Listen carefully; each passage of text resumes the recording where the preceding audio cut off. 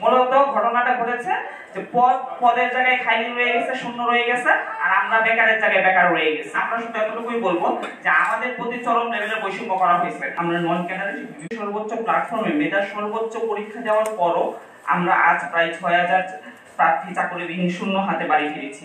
অথচ আমাদের পূর্বের বিসিএস গুলোতে প্রায় শতভাগ চাকরি পেয়েছে। তাহলে আমাদের সাথে কেন করা হলো এই বৈষম্য, কেন করা হলো এই প্রহসন?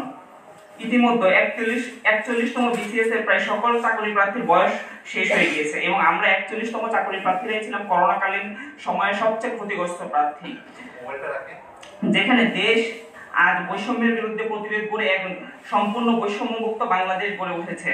সেই দেশে যদি মেধাবীরা বৈষম্যের শিকার হয় তাহলে এগিয়ে যেতে পারবে না দেশ। আপনাদের সম্মুখে বৈষম্যের কিছু চিত্র আমি তুলে ধরছি। 41তম বিসিএস এর জন্য বিভিন্ন মন্ত্রণালয় বা দপ্তরে যখন অধিযাচন পাঠানো হয়, মূলত পথে এই অধিযাচনগুলো পাঠানো হয়, তখন আমরা দেখতে পাই যে 41তম বিসিএস এর কার্যক্রম পরিচালনা অবস্থায় 43, 44, 45, 46তম বিসিএস এর জন্য পদ আনতে পাঠানো হয়েছে। যখন আমরা 41তম বিসিএস এর জন্য পদ আনতে গেলাম তখন আমরা গিয়ে দেখি অলরেডি এই পদগুলো অন্য বিসিএস এ চলে গেছে, অথচ এরকম পূর্বের কোনো বিসিএস এ ঘটেনি।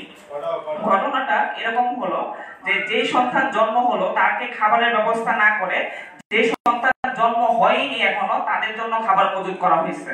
তা এটা কতটুকু বৈষম্যের আপনাদের কাছে আমি প্রশ্ন রেখে গেলাম। আমাদের প্রতি কতটুকু অমানবিক করা হয়েছে, অমানবিক কাজ করা হয়েছে, সেটা আপনাদের কাছে আমার প্রশ্ন। 41তম বিসিএস এর যখন নন ক্যাডার চয়েস দিয়ে দেওয়া হয় তখন আমরা পিএসসি তে বারবার অনুরোধ করেছিলাম সমগ্রেড এবং নিচের গ্রেডে আবেদন দেওয়ার সুযোগ না দেওয়ার জন্য, কারণ অনেকেই আছে যারা একটা বিসিএস এ টিকার পর আরেকটা বিসিএস এ শুধুমাত্র সে বিসিএস এ কি পদ পায় সেটা দেখার জন্য চয়েস লিস্ট দেয়। তো পিএসসি আমাদের কথাটা রাখেনি, তখন তারা আমাদেরকে বলেছে সাংবিধানিক বাধ্যবাধকতা আছে, সাংবিধানিক কারণে আমরা এটা করতে পারবো না, তাহলে মানবাধিকার ক্ষুণ্ণ হয়।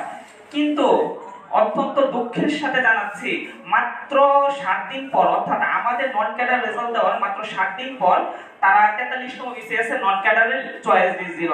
তখন সাংবিধানিক বাধ্যবাধকতা উপেক্ষা করে তারা সেই সুযোগটা দিল না। আমাদের সময় যদি সমগ্রেড এবং নিচের গ্রেডের সুযোগটা দেওয়া না হতো তাহলে 1000 পদ বেঁচে যেত।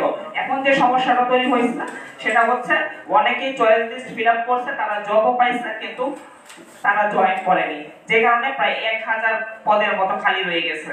মূলত ঘটনাটা ঘটেছে যে পদের জায়গায় খালি রয়ে গেছে, শূন্য রয়ে গেছে, আর আমরা বেকারের জায়গায় বেকার রয়ে গেছি। আমরা চাকরি পাচ্ছি না, পদ শূন্য থাকতেছে, প্রজাতন্ত্র পাচ্ছে না কোন মেধাবী কর্মচারী, আর আমরা মেধার সকল ধাপ অতিক্রম করেও পাচ্ছি না চাকরি। আমরা বারবার পিএসসি তে বসেছি, পিএসসি চেয়ারম্যান স্যারের সাথে যোগাযোগ করেছি এবং জনপ্রশাসন মন্ত্রণালয়ে যোগাযোগ করেছি। যতবারই আমরা পিএসসি তে যোগাযোগ করেছি পিএসসি আমাদেরকে জনপ্রশাসনের দিকে ধাবিত করেছে। ওনারা বলেছে যে জনপ্রশাসন দিলে আমাদের সমস্যা নেই। আমরা জনপ্রশাসনে গিয়েছি, কথা বলেছি, কিন্তু আগের সিচুয়েশনটা আপনারা জানেন। আমরা মিডিয়ার মাধ্যমে দেখতে পেয়েছি যে অনেক ধরনের দুর্নীতি সহ অনেক কিছু করা হয়েছে, যেগুলো আসলে আমরা আপনাদের মাধ্যমে দেখতে পেয়েছি। এটা আসলে আমাদের বলার কিছু না, আমরা শুধু এতটুকুই বলবো যে আমাদের প্রতি চরম লেভেলের বৈষম্য করা হয়েছে।